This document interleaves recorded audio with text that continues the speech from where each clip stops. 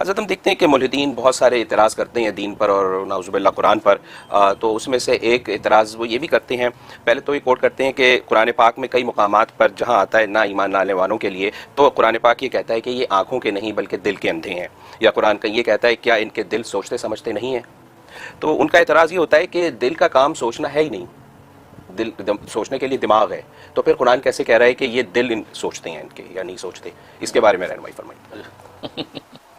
سب سے پہلے تو وہ آج میڈیکل سائنس ہی اس نتیجے پہ پہنچ چکی ہے کہ دل اصل ہے، دماغ اصل نہیں ہے۔ ایک وقت تھا کہ میڈیکل سائنس کے اندر بھی یہ اختلاف چلتا تھا اور اطباء یہ کہتے تھے کہ دماغ اصل ہے کہ دل اصل ہے، بعض کہتے تھے دماغ اصل ہے، بعض کہتے تھے دل اصل ہے۔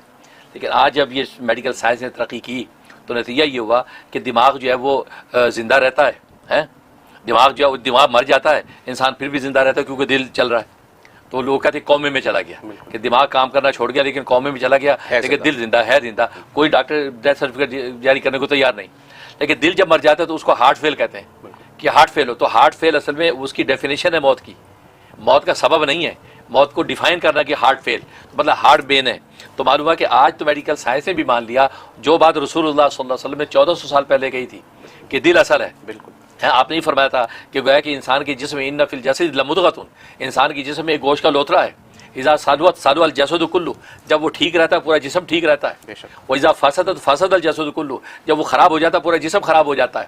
الا وہی القلب، یاد رکھو وہ دل ہے۔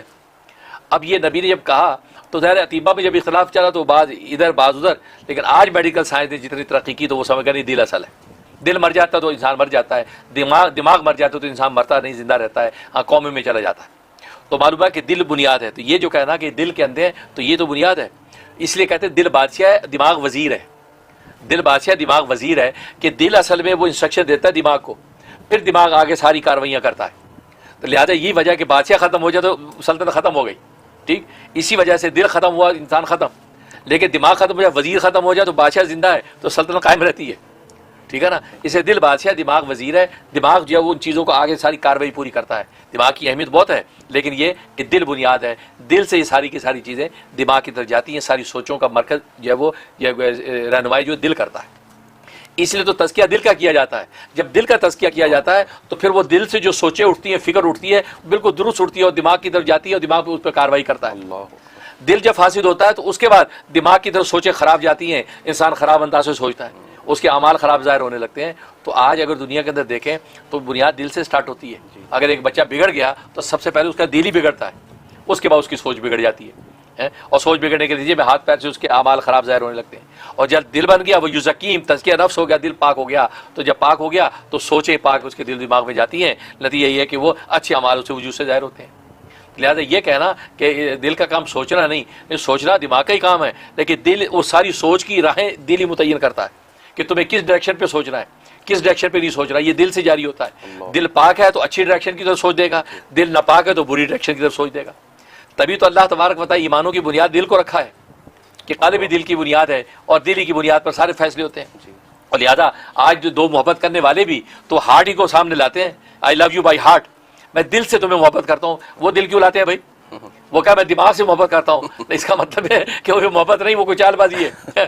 دل سے محبت، دل اصل وہی محبت ہے۔ وہ الگ بات ہے جب آپ فیصلے کرنے لگتے ہیں تو اہل دانش کہتے ہیں کہ آپ دماغ سے سوچیں، دل سے نہ سوچیں، کیونکہ دل جو ہے نا وہ کہتا ہے دل تو پاگل ہے۔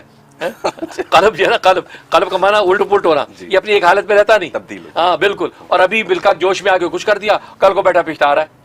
لیکن دماغ جو ہے، دماغ یہ سوچ اور فکر کے حوالے سے دماغ اپنی عقلیات کو کھولتا ہے کہ ہاں یہ کیا فیصلہ کرنا ہے، لیکن وہ ساری سپلائی جو ہے وہ دل سے جاتی ہے۔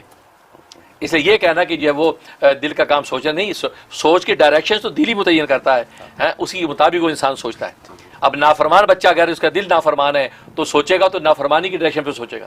فرمانبردار بچہ ہے تو دل چونکہ فرمانبردار پاک ہے تو فرمانبرداری کی ڈائریکشن پہ سوچے گا۔